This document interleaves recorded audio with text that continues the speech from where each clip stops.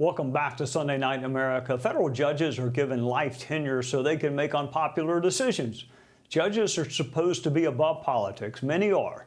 Some are not. One judge in California issued an order which reads like it was written by a Cal Berkeley sociology professor, or maybe Jasmine Crockett. Purify their blood? Targeted because of name or race? How about the law? I thought judges were focused on that. Judges say they don't want to be treated like politicians. Well, if that's true, then stop writing and acting like one.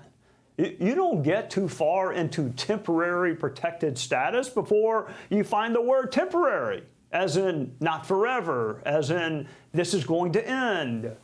The language used by this judge will not motivate rational people to violence because rational people don't commit violent acts.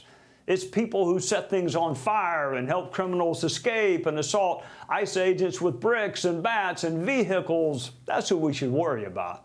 Joining us is Acting ICE Director Todd Lyons. Welcome, Director. As if ICE agents don't have enough to worry about, we now have a judge accusing them of blood purification or targeting people based on name or race. I wonder if she knows you guys and gals actually don't write the law, or you just enforce it.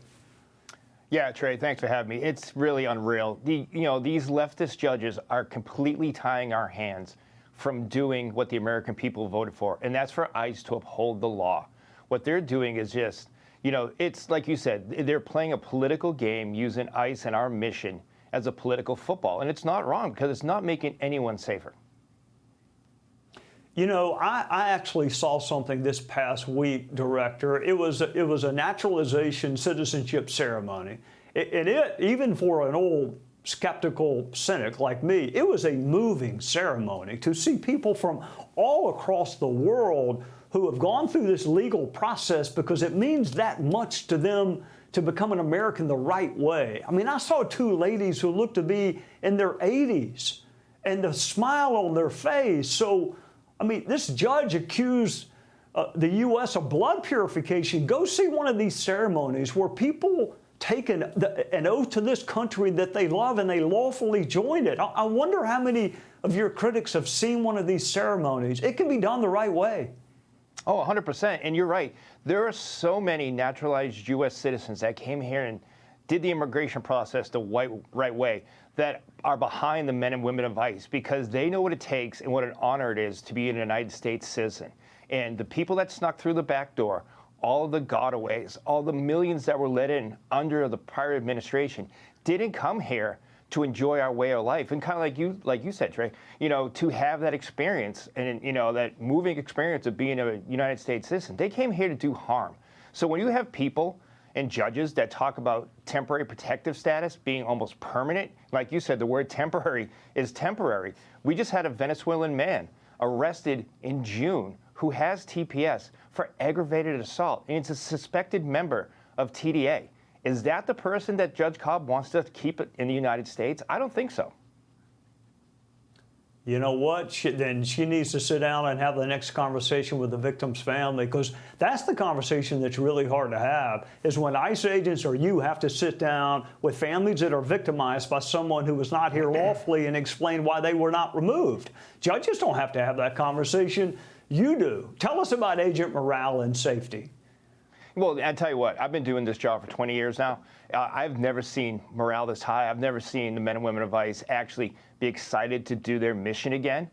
It is hard, though. Right now, their morale is high, but they're worried about their own safety. Never have I seen leftist politicians and activists attack federal law enforcement the way it is. That's what keeps me up at night, is the fact that there's so much targeted violence and targeted threats against the men and women of ICE for just going out there and doing their daily law enforcement mission.